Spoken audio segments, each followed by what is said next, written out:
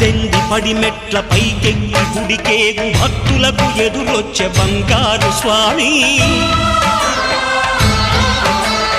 ఇరుముడులు స్పృశించి శుభమనుచు దీవించి జన బృందముల చేరే జగమేలు స్వామి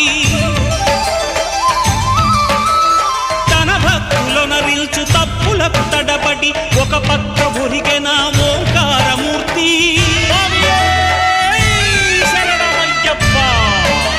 స్వాములందరూ తనకు సాయము కాగా ధీమంతుడై లేచే ఆ కన్య స్వామి పట్టబంధము వీడి భక్తతతికై పరుగు పరుగున వచ్చే భూమిపైకి నరుడై